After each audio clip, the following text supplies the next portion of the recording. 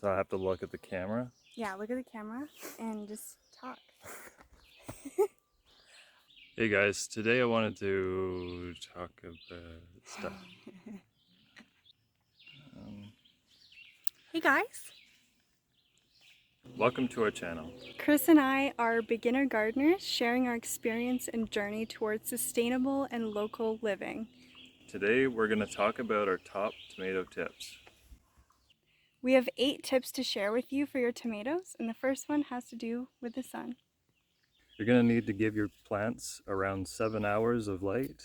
Too much sun isn't necessarily good for the soil, and it can cause you to have to water a little bit more than you want to. The second tip is giving your tomatoes healthy soil. There's a big difference between dirt and soil. It's what they call black gold. Mm. Wow, it's funny. So tip number 3, bury it alive. And what I mean by that is that the tomatoes are covered in little white hairs, and those hairs are roots waiting to happen. So if you bury it deep, pull all the foliage off, you can actually encourage more roots, which will hold a bigger, better plant. Next up is companion plants. Basil is the most popular companion plant for tomatoes. We have several types of basil here next to ours. There are many other choices, such as garlic works well. Onions are a great pest deterrent. You can grow squash next to your tomatoes.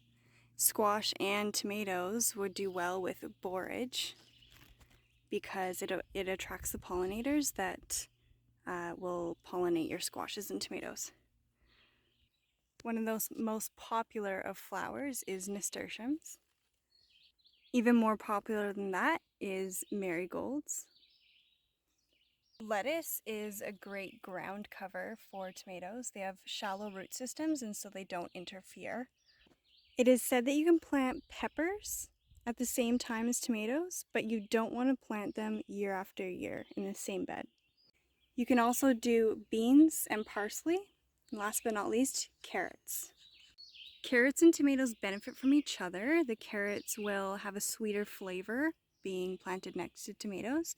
They also benefit from the shade that the tomatoes provide to them. The tomatoes will benefit from the ground cover that the carrots provide to the soil. You look mad because your face is in the sun now. Mulch is so important and easily overlooked by beginner gardeners. The importance of mulch is the moisture retention that it provides in the heat so that you won't have to water all the time. Mulch can look like leaf mold, which is just the fallen leaves, straw, wood chips, even cardboard could be considered mulch.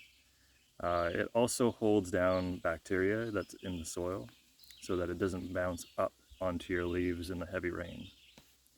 A big consideration for annuals like tomatoes is that they require a lot of nutrients.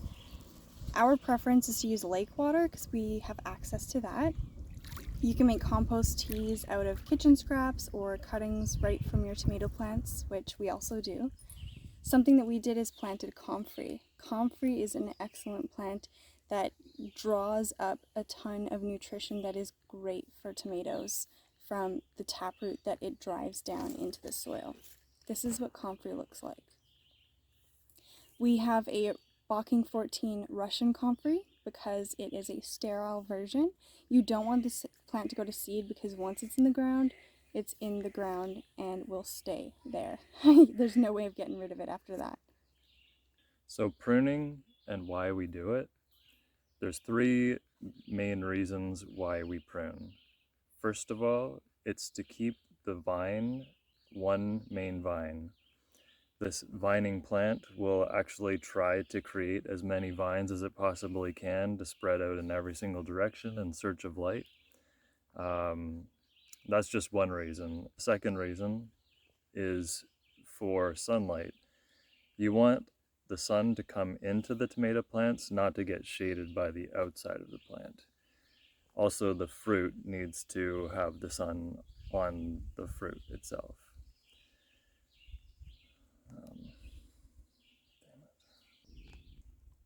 The third reason we prune is for airflow. So I left a couple suckers on here for you to see. This guy. See how it goes from the armpit of the plant? Just going to take a knife and slowly, carefully take that off. And that's it. And these suckers will actually take energy away from the plant. So you want to get them when they're smaller instead of a great big sucker like that last image that you saw. And if they're bigger, if you didn't catch it in time, if you have bigger ones, what can you do with them? There's one over here.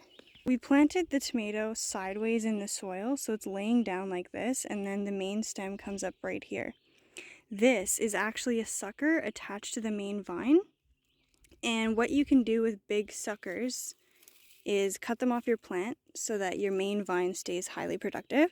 You just cut it off, take off some of the stems. That's a sucker there on a sucker. And then you literally just pop that in the soil if you want to grow another tomato plant. I don't even know how productive this is. I'm sure it's worth it. It gives you an extra tomato plant. You'll just want to make sure that you water that. So you plant a seed of your tomato and it grows to look like this in the pot. Eventually the tomatoes become bigger and bigger and bigger like this, and they need support. Without support, your tomato can just vine freely on the ground, but if you want to optimize your space and the amount of fruit that you're going to get from your tomato, even cages can work, but cages are often limiting. So I prefer to do stakes where you can weave the twine in like we've done here. Or the rope method is pretty nice looking too, but we haven't tried it ourselves yet. Let us know in the comments if you have any tips to add for tomatoes. We'd love to hear them. We are beginner gardeners ourselves, and well, we've been growing tomatoes for a little while, right? How long have you been growing tomatoes? About 3 years now. Yeah. Yeah, well, this guy knows a lot about tomatoes, but hit subscribe, like the video if you learned anything hopefully new, and I'll see you in the next one. Today, What are we doing today? today we're talking about our top tomato Funner. tips. Don't be so boring. It's great. That was so good. Don't embrace it. It was great. Welcome to our channel. Today, no, I fucked that up. Welcome to our channel. Chris and I are beginner gardeners sharing our journey towards sustainable and local living. Today we're going to talk about our top tomato tips. Yeah.